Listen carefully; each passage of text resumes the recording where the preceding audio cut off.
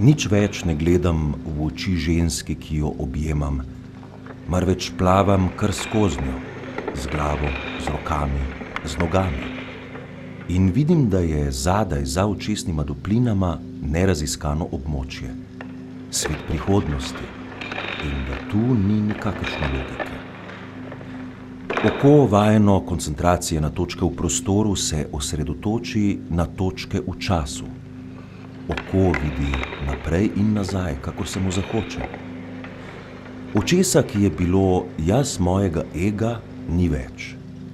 To razosebljeno oko ničesar več ne razodeva in ne razsvetljuje, temveč se samo pomika po črti obzorja kot večni, nevedni popotnik.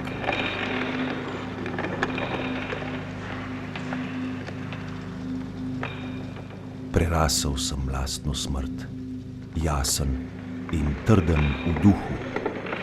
Razdrobljen sem bil na neskončne včeraj, neskončne jutri, oprt samo na konice dogodkov, stene s številnimi okni, čeprav hiše že zdavnaj ni več.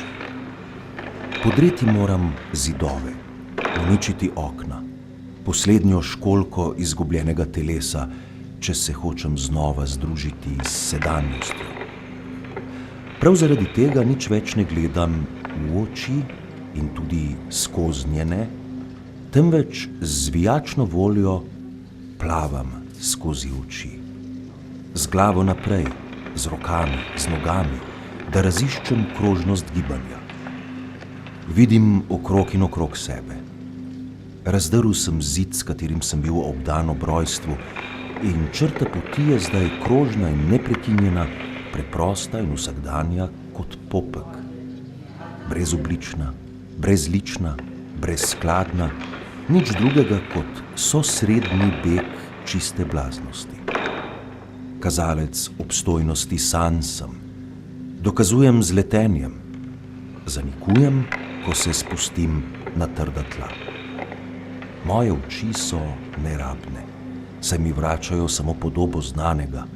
Vse moje telo mora postati nenehni žarek svetlobe, ki se bo gibal hitreje in hitreje in ne bo nikoli obstal, se nikdar ozrl, nikoli zamrl. Zamašil bom torej ušesa, zatisnil oči in usta zaprl.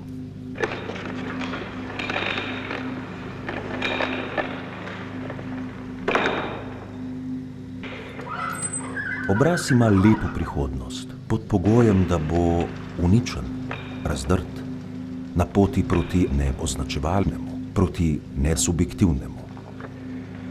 Obraz je vendarle nenavaden. Sistem bel zid, črna luknja. Širok obraz z belimi lici, kredast obraz, preboden z očmi kot črnimi luknjami. Klovnova glava, beli klovn, mesečnik Pierrot, angel smrti, Veronikin prt. Obraz ni zunanji ovoj temu, ki govori, misli ali čuti. Oblika označevalca v govorici in celo njene enote bi ostale nedoločene, če morebitni poslušalec ne bi uravnaval svojih izbir po obrazu tega, ki govori. Glej no, videti je jezen, tega pa že ni mogel reči. Saj vidiš moj obraz, ko ti govorim, dobro me poglej. Otrok, ženska, mati, moški, oče, šef, učitelj, policist ne govorijo nekega jezika na splošno, ampak jezik, katerega označevalne poteze so indeksirane po specifičnih potezah obraznosti. Obrazi niso najprej individualni, opredeljujejo področja pogostosti ali verjetnosti, zamejujejo polje, ki vnaprej nevtralizira izraze in zveze, ki se upirajo ustaljenim pomenom. Enako bi oblika subjektivitete, zavest ali strast, ostala popolnoma prazna, če obrazi ne bi tvorili resonančnih krajev, ki selekcionirajo umsko ali čutno realnost in jo naprej usklajujejo s prevladujočo dejanskostjo. Obraz sam je redundanca in sam izvaja redundanco z redundancami označevalnosti ali pogostosti kot z redundancami resonance ali subjektivitete. Obraz zgradi zid, ki ga označevalec potrebuje, da bi se lahko odbil. Tvori zid označevalca, okvir ali zaslon. Obraz dolbe luknjo, ki je subjektivacija potrebuje, da bi lahko prodrla, tvori črno luknjo subjektivitete kot zavest ali strast, kamera, tretje oko.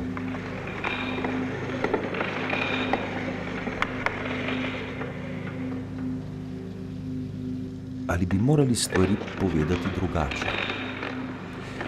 Ni ravno obraz ta, ki tvori zid označevalca ali luknjo subjektivitete.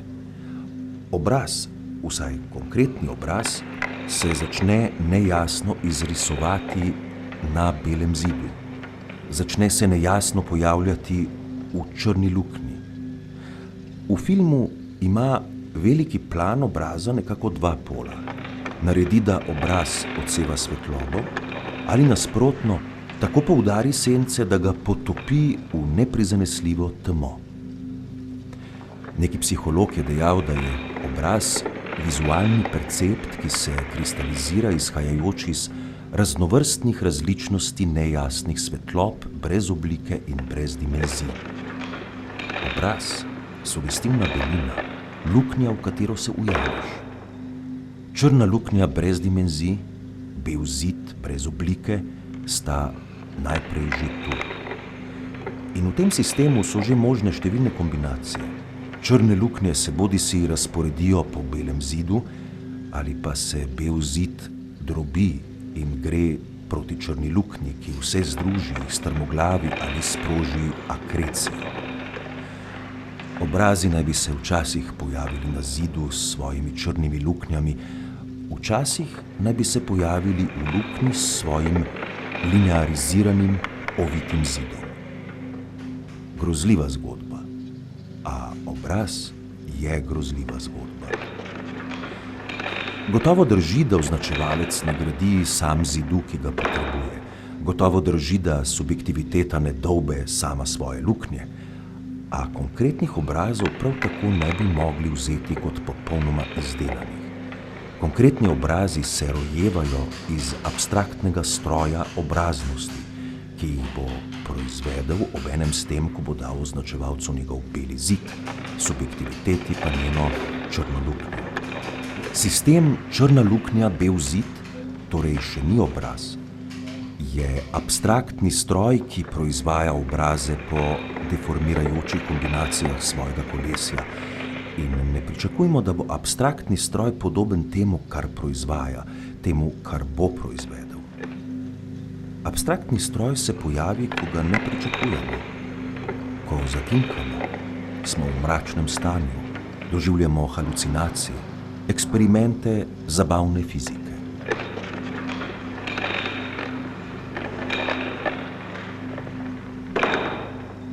Predlagamo lahko torej takole razločevanje. Obraz je del sistema površina luknje, preluknjana površina. Toda tega sistema predvsem ne smemo zamešati s sistemom prostornina votlina, ki je lasten telesu, propioceptiven. Glava je všteta v telo, obraz pa ne.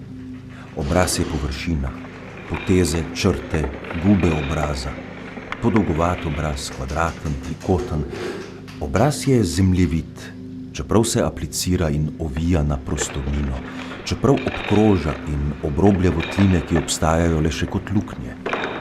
Glava, celo človeška, ni nujno obraz. Obraz nastane le tedaj, ko glava ni več del telesa, ko ni več kodirana s telesom, ko sama nima več polizvočnega, multidimenzionalnega telesnega koda, ko je telo, vključno z glavo, dekodirano in ga je treba nadkodirati z nečim, čemur pravimo obraz. Lahko bi torej rekli, da morajo biti glava in vsi elementi njene prostornine, votline poobraženi. In to bodo prek preluknjenega zaslona, prek belega zidu črne luknje, prek abstraktnega stroja, ki bo proizvedel obraz. Vendar se postopek ne ustavi tu. Glava in njeni elementi bodo poobraženi zgolj, če bo do tega v neizogibnem procesu privedeno tudi celo telo. Usta in nos, predvsem pa oči, ne postanejo preluknjena površina, ne da bi temu sledile vse druge prostornine in votline telesa.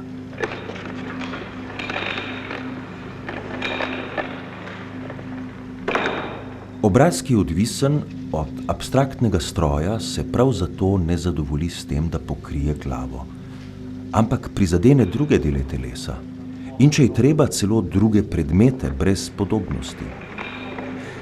Zdaj pa bi morali vedeti, ob katerih okoliščinah se sproži ta stroj, ki proizvaja obraz in poobraženost. Ta gibanja so gibanja deteritorializacije.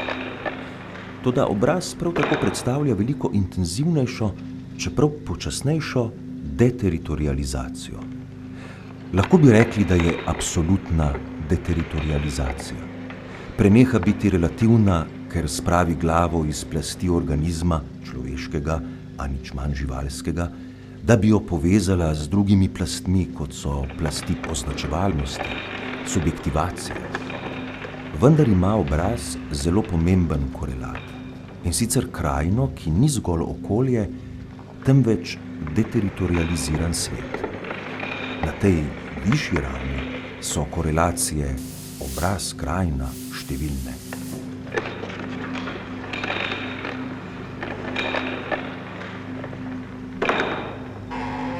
Ni obraza, ki ne bi obdajal neznane, neraziskane krajine. In ni krajine, ki ne bi bila poseljena z ljubljenim ali sanjanim obrazom, ki ne bi razvila bodočega ali že preteklega obraza. Kateri obraz ni klical krajin, ki jih je spajal, morja in gora? Katera krajina ni obujala spomina na obraz, ki bi jo dopolnil, ki bi ji priskrbel nepričakovano dopolnilo njenih črt in potez? Tudi ko slikarstvo postane abstraktno, ne naredi nič drugega kot to, da znova najde črno luknjo in bel zid, veliko kompozicijo belega platna in črne zareze. Trganje, pa tudi raztegovanje platna po osi bežnice, bežišča, diagonale, zabodov z nožem, zarez ali lukenj. Stroj je že tu in vedno deluje tako, da proizvaja obraze in krajine, celo najabstraktnejše. Roka, prsi se reteritorializirajo na obrazu, v krajini. So poobraženi in hkrati okrajinjeni. Celo uporabni predmet bo poobražen. O neki hiši, orodju ali predmetu, o oblačilu in tako naprej bomo rekli, da me gledajo. Ne zato, ker bi bili podobni obrazu, ampak ker jih zaznavamo v procesu bel zid, črna luknja, ker so zvezani z abstraktnim strojem poobraženja. Dejansko vprašanje ostaja, kdaj abstraktni stroj obraznosti vstopi v igro, kdaj se sproži. Temu stroju pravimo stroj obraznosti, ker je družbeno proizvajanje obraza, ker izvaja poobraženje celega telesa, njegove okolice in njegovih predmetov, okrajinjenje vseh svetov in okolij. Deteritorializacija telesa vključuje reteritorializacijo na obrazu. Dekodiranje telesa vključuje nadkodiranje prek obraza. Sesutje, zrušenje telesnih koordinat ali okolij vključuje vzpostavitev krajine.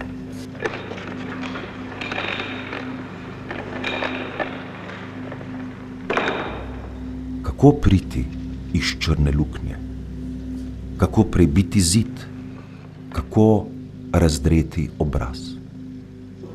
Prek pisave postanemo žival, prek barve postanemo nezaznavni, prek glasbe postanemo trdi in brez spomina, hkrati žival in nezaznavni, zaljubljeni. Toda umetnost ni nikoli smoter, je zgolj sredstvo za začrtovanje linij življenja, se pravi vseh teh dejanskih postajanj, do katerih ne prihaja le v umetnosti. Vseh teh aktivnih bežiščnic, ki niso le v bežanju v umetnost, v v zatekanju v umetnost, teh pozitivnih deteritorializacij, ki se ne bodo reteritorializirale na umetnosti, temveč jo bodo prej odnesle s seboj proti območjem neoznačevalnega, nesubjektivnega in brezobraznega. Razdreti obraz ni majhna stvar. Pri tem tvegamo, da znorimo. Ni naključje, da shizofrenik hkrati izgubi občutek za obraz, za lasten obraz in za obraze drugih, občutek za krajino, občutek za govorico in njene prevladujoče pomene. Obraz je namreč močna organizacija. Lahko bi rekli, da obraz sprejme v svoj pravokotnik ali krog celo garnituro potez. Potez obraznosti, ki jih bo privzel in dal na razpolago označevalnosti in subjektivaciji. Razdreti obraz je isto kot predreti zid označevalca, priti iz črne luknje subjektivnosti. Program, slogan schizoanalize se tu spremeni v iščite svoje črne luknje in svoje bele stene. Poznajte jih. Poznajte svoje obraze, sicer jih ne boste razdrli, sicer ne boste začrtali svojih bežiščnic.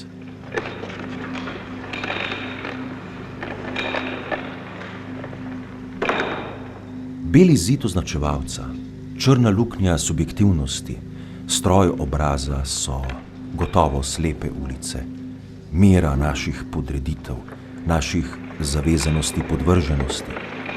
Toda v tem smo rojeni in s tem se moramo boriti. Ne v smislu neizogibnega trenutka, ampak v smislu priprave, za katero je treba iznajti novo uporabo. Samo skozi zid označevalca lahko potegnemo linije neoznačevalnosti, ki ukinjajo vsak spomin, vsako nanašanje, vsak možen pomen in vsako razlago, ki bi jo lahko navedli.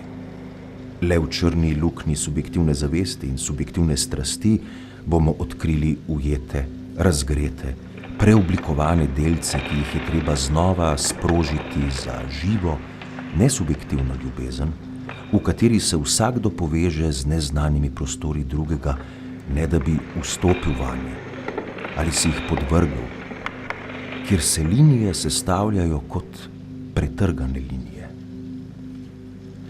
Poteze obraznosti bomo lahko osvobodili le znotraj obraza, z dna njegove črne luknje in na njegovem belem zidu, kot ptice.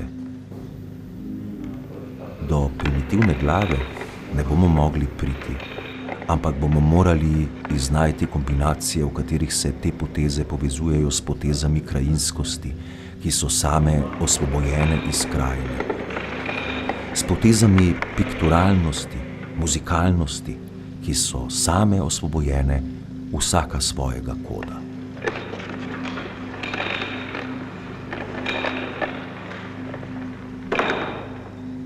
Biti sam, brez duha in brez spomina sredi morja. Tako sam in tako odsoten in tako prisoten kot domorodska senca na pesku v soncu. Daleč, daleč, kot da bi pristal na drugem planetu, kot človek, ki bi pristal po smrti. Pokrajina? Niti malo mu ni bilo mar za pokrajino. Človeštvo? Ni ga bilo. Misel? Padla je kot kamen v vodo. Sijajna, blesteča preteklost, obrabljena in oslabela, krhka kot ločje, prosojna luska školjke vržena na obalo. Negotov trenutek, v katerem se sistem bel zid, črna luknja, črna točka, bela plaža, kot na japonski grafiki združi v eno z lastnim izhodom, z lastnim pobegom, s svojim prepotovanjem.